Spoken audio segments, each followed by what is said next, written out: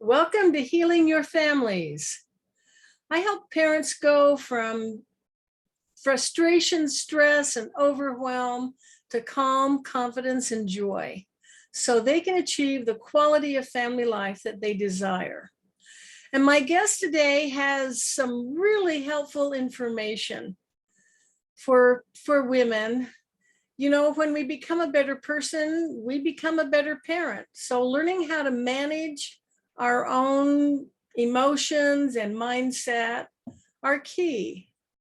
And Linda Ann Stewart does exactly that. She's a focus coach with Heartvision Consulting. Linda Ann, welcome. Thank you so much for having me. I'm delighted to be here. Well, I'm glad to have you here, and I'm excited to hear. Well, first of all, I want to know how you became a focus coach. And I'll be honest, you're the first one I've met. My background is a hypnotherapist. I've been a hypnotherapist for over 30 years. And what's interesting is most people don't realize that hypnosis is simply focusing your attention. So about 10 years ago, I transitioned from my hypnotherapy practice into doing business coaching. And I recognize that a lot of women, especially, have trouble staying focused because we are essentially trained to keep several balls in the air. We have motherhood, we have family, we have children, we have our business, we have our, where we're working, whatever, all these different things that are going on. And so it's hard for women really to, when they get into work or when they are working on their business, to stay focused on one thing. So when I work with someone, we just work with them getting focused, getting clear, making sure their mindset's appropriate, and staying focused on what the most important things are for them to be doing in their business. So that was my transition into this. I love the background.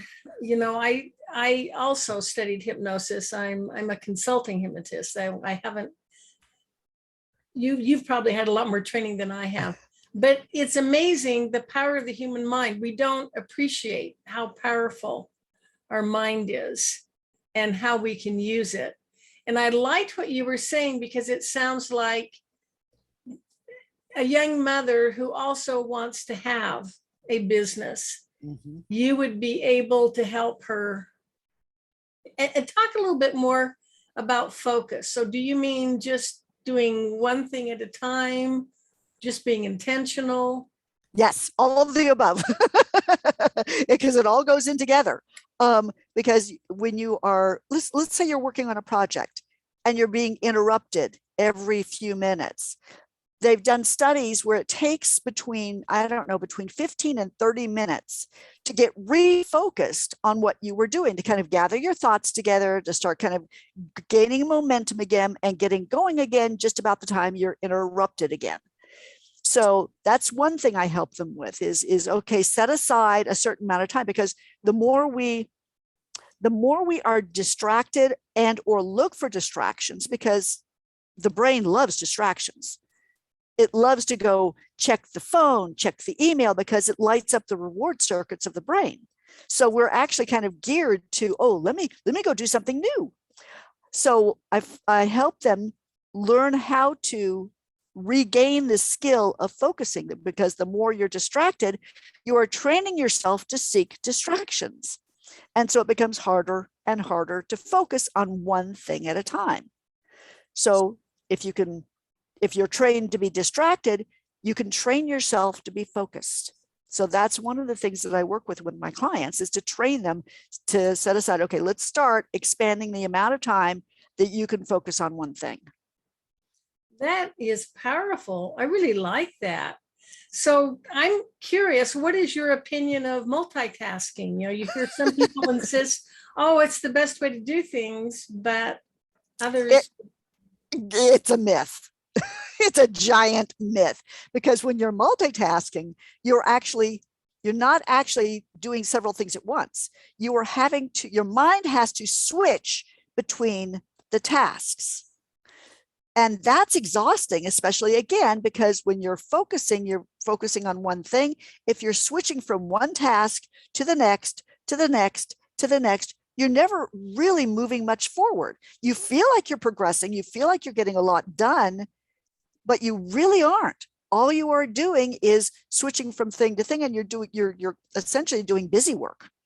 So it really is, and I know of people who teach multitasking, and we have had words on it. We've Well, had definite disagreements. well, the statement I've heard is even more blatant. It says multitasking is a lie. It is. And I can see now, that's a good example, as you're right, you would be reducing it to busy work. And the thing is with women, because of all of our responsibilities, we actually have a little bit of an advantage to do some sort of multitasking when we're in the home, taking care of the kids, washing dishes, taking care of dinner, whatever. But those are actually what they call low cognitive tasks, in that you don't have to pay that much attention to how each one is done. A lot of them are kind of automatic. The problem with multitasking really comes in when they're higher cognitive tasks where you're having to think things through. Oh, I appreciate that distinction, because I'm thinking of, working on a project on my computer, hearing the laundry, the bell go off, going and changing the load of laundry, and then coming right back. So yeah, that's not the same thing as writing out your notes for your presentation while you're writing up your business report. Exactly. Or trying to write out your presentation while somebody keeps calling you, because every time you get called, your focus gets interrupted. Your train of thought, if you want to look at it this way, gets interrupted, and you get set back. And so every time you get set back, you're having to kind of build the momentum again, gather your thoughts, move forward, and then you get interrupted again. So you get a little bit done, but not nearly as much as you would if you were actually able to have a span of time to work on it. Now, what would be your recommendation for a young mother with preschool children who is, well, anything? It could be finishing her degree, writing her thesis, or trying to start a business, or just, some form of self-improvement, on what would help her to maintain that focus, still be the wonderful mother she wants to be, and yet focus enough to get a task completed. Set aside a certain amount of time. If when you can have time when the kids are at school, or when they're on nap, or whatever, taking the time available to you and then maximizing that amount of time. And also the other thing that I would recommend, now granted, I have never had children. However, I had a good set of parents and I saw other parents. Boundaries, even with kids, is really, really important. With my mother, she was an art teacher, and when she was teaching art in our den, I was not allowed to interrupt her. So that sort of thing. So you essentially train the kids. I'm available here, but I'm not here. Ooh, I love that. I also like the way you explained, I don't have children, but I was a child. Sometimes people dismiss, how could you possibly know if you don't have children? But you do know. You were a child. And I love the example of your mother too. Think about it. The whole goal of parenting is to raise an independent, self-sufficient adult who isn't always needing you to take care of everything. So setting those boundaries, just explaining, this is what's happening. It sounds like your mother made it clear, when this is happening in this area, this is what is expected of you. Exactly. And it's really important, because when you're doing that, when you're setting those boundaries, you're teaching your children that they also can have boundaries. Ooh, now that's huge. Huge. It's huge in every area. If you want to talk about this, it's in every area you know, of their lives, learning that they can have boundaries, that boundaries are not only not only important, but they're imperative. Yes. Yes. And I love also providing the most effective way we teach our children is through our example. Mm-hmm. So providing examples of using healthy boundaries, Mm-hmm. and also providing that example of setting a goal and reaching it. Now, Mm-hmm. do you get much into goal setting? That's a lot of what I do, because even with my hypnotherapy practice, it was all about setting a goal, but also having a vision for that goal, as essentially where did you want to end up with that goal within, let's say, a year or 2 years? Because I discovered if you didn't have that vision, a lot of times the subconscious mind was going to have its way with us, because it likes to set goals. The brain is a goal achievement machine, so it loves goals. And so if somebody didn't have a vision, they would essentially backslide. So having a vision of where you want to go, that's, again, goal setting, and then how to achieve those goals is a lot of what I do with my clients. You know, I think sadly, a lot of times, if they're going through that phase where they're just a quote stay-at-home mother, they're not, they're just focused on caring for their children. And they may think, well, I'm not working, I'm not going to school, I don't need to set goals. But you just pointed out the fallacy in that thinking. Goals are necessary. Goals, when being able to achieve goals, improves your self-esteem. Oh, I like because you start believing in yourself, you start trusting yourself. Again, self-trust, self-confidence. And then because self-esteem tends to be about how we think and feel about ourselves. Yes. And it does kind of go up and down with circumstances.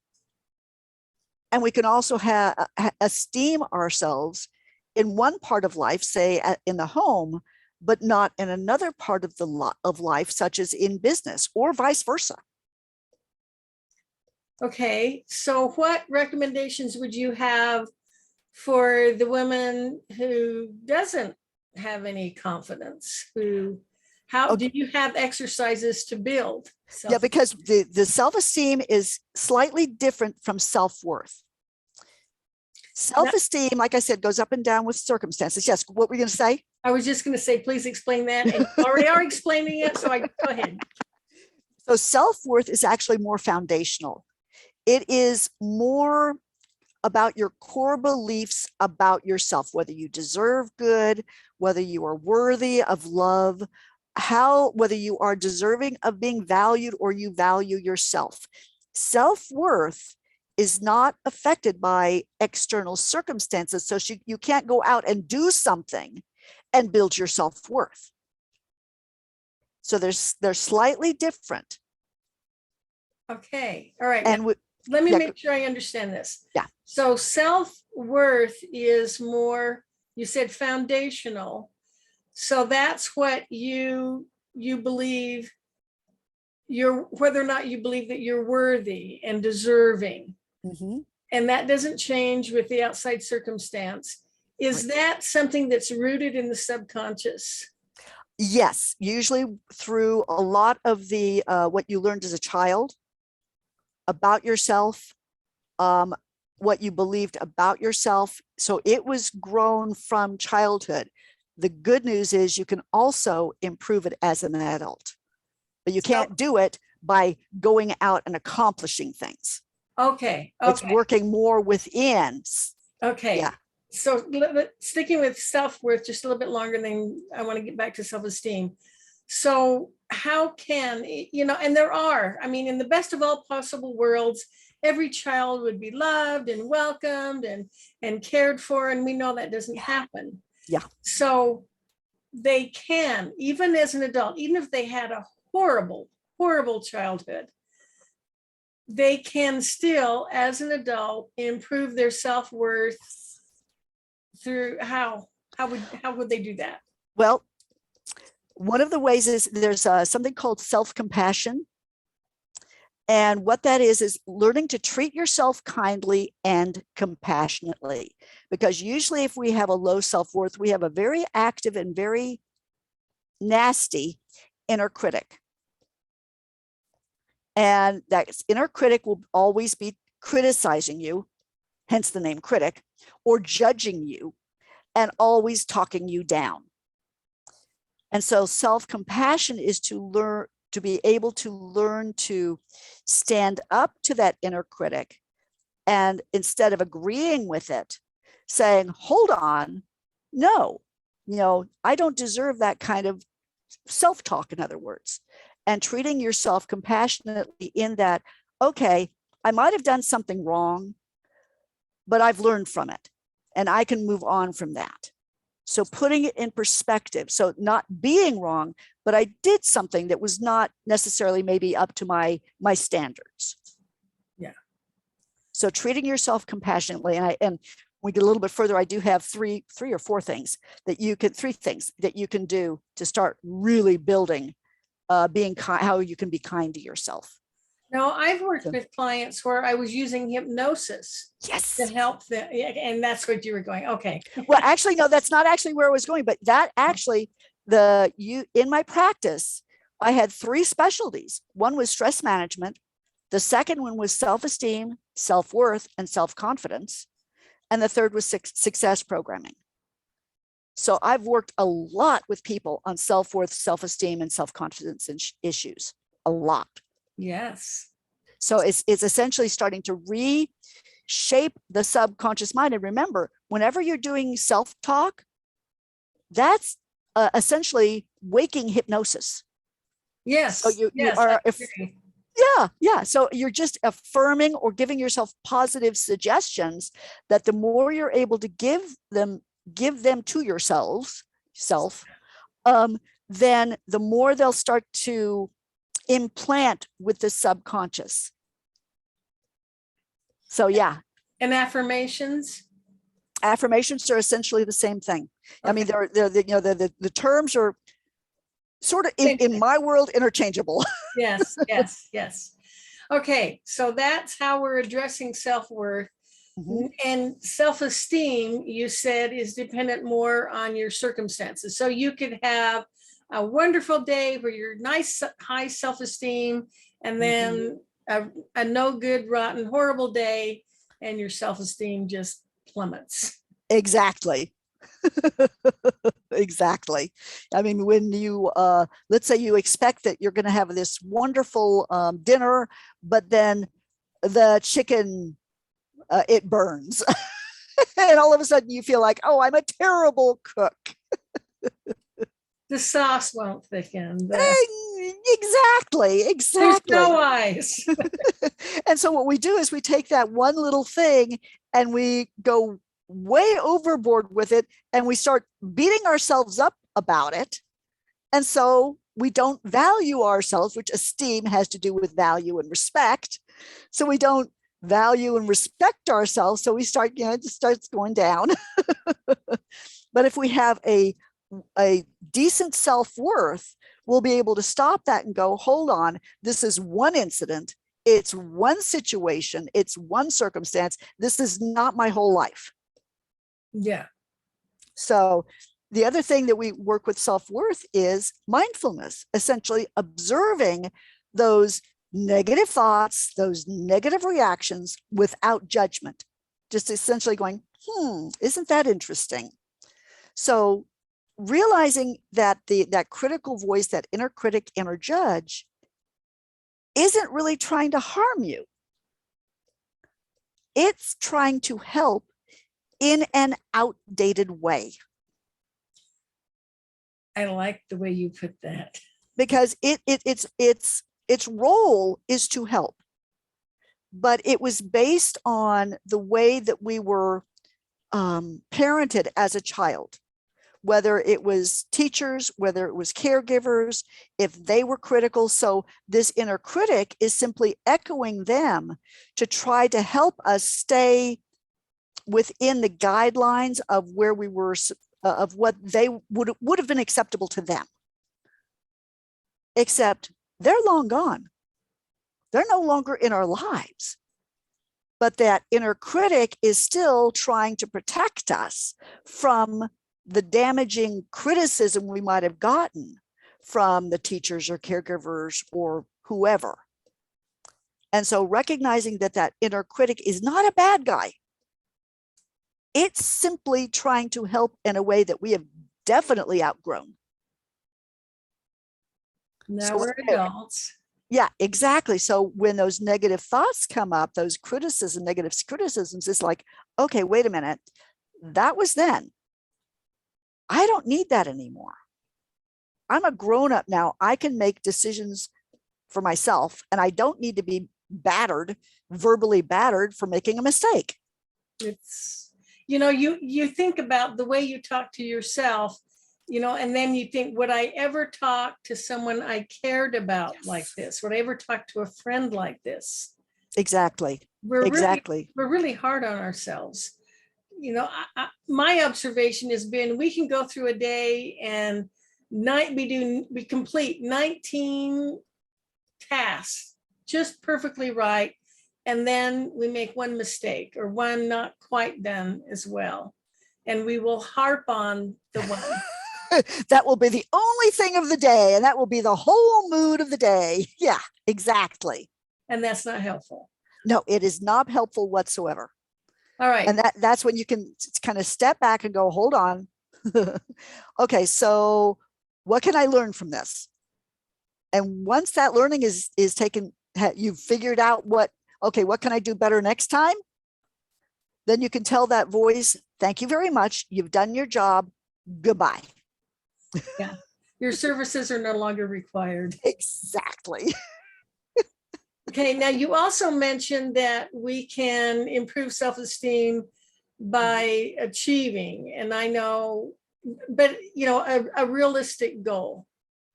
A realistic goal, exactly. Something that's realistic that we believe that we can do, because as we are able to accomplish something small, we can then expand to start to do something that kind of takes us out of our comfort zone then.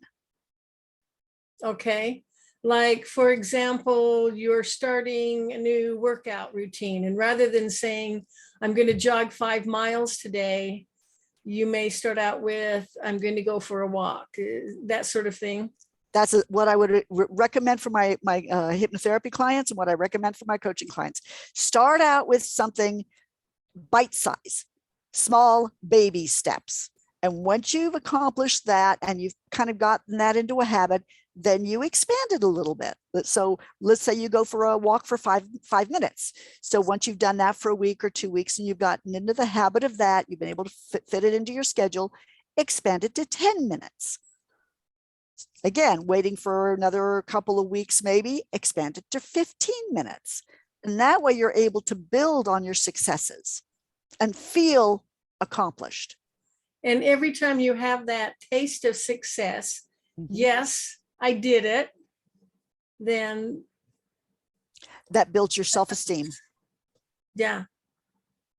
Oh, yeah.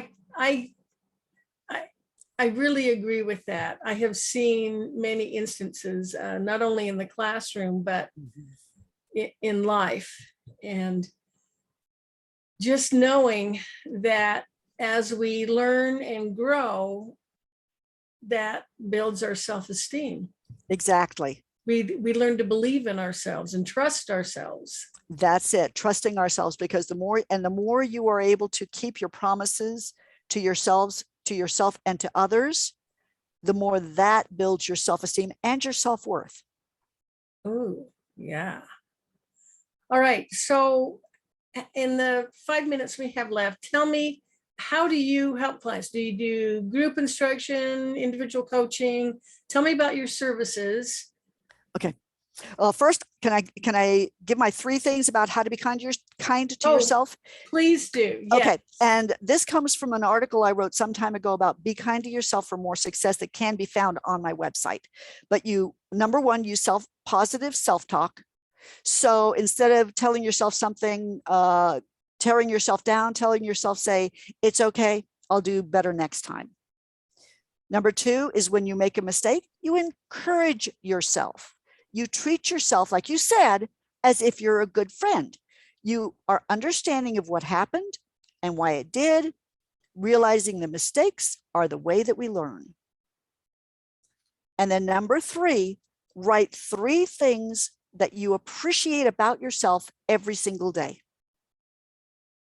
So whatever it is that you appreciate about yourself, things that you've done right in your world, things that you just value about yourself, things, it may be the way that you treat your children.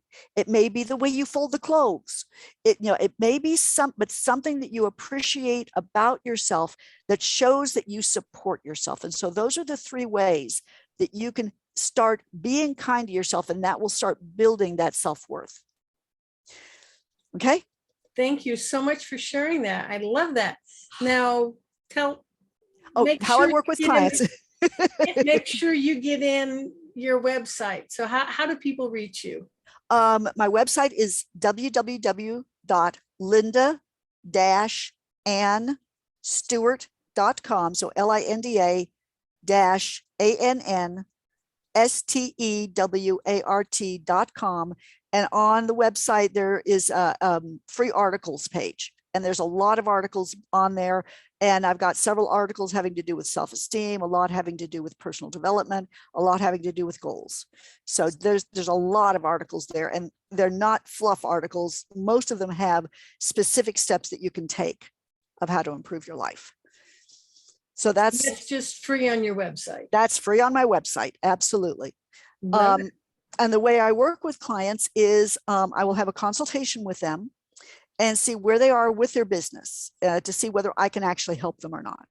Because there's some people that, if they're just real startups, they really haven't gotten the momentum going for me to really help them, because they need to know where they're going. But I can help them with their vision, because that is one of the things that I help people with. We get clarity. We work with their vision. We make sure that their mindset is in alignment. Like you said, do you believe it's possible? And the mindset is not just positive thinking. It's the way you believe, what you believe about yourself, the world, your business, about everything. So where's your mindset in this situation? And then I get them identify what their priorities are. So in business, priority is always going to be, where are you making your money? How do you get your clients in? How do you get your customers in? That's where your priorities got to be. And then how to stay focused, making sure that you stay focused. And I do train my people how to do visualization. And a lot of people don't do it correctly, and they don't get a lot of results from it. But I train them how to do visualization to make their day flow more easily, and also to improve their ability to follow their priorities. So those are the things that I work with my clients, as well as, and with women, it's always working with self-esteem and self-worth at some point. That we seem to struggle with that. So you're mainly working with them one-on-one. You don't really do group coaching. No, I do groups. I have a workshop. I don't have one scheduled right now, but I do a workshop that is essentially especially for women who tend to get scattered and chase squirrels, shiny objects. And so it's a 4-hour workshop that then leads directly into a 3-month mastermind, so that they stay focused. Because as we both know, with the hypnotherapy, that it takes 3 months to create a new habit. Yes. So in the mastermind, they're staying focused on what their vision is and what they want to accomplish in that 3 months. That sounds powerful. I also want to point out that you are on LinkedIn, so they can just look up Linda-Ann Stewart on LinkedIn, and then your website. Thank you so much, Linda. This has been valuable content. I appreciate it. And to my audience, make sure you join us again next week at the same time. And remember that let's make the world a better place by strengthening families. I'm Emmylou Penrod at healingyourfamilies.com.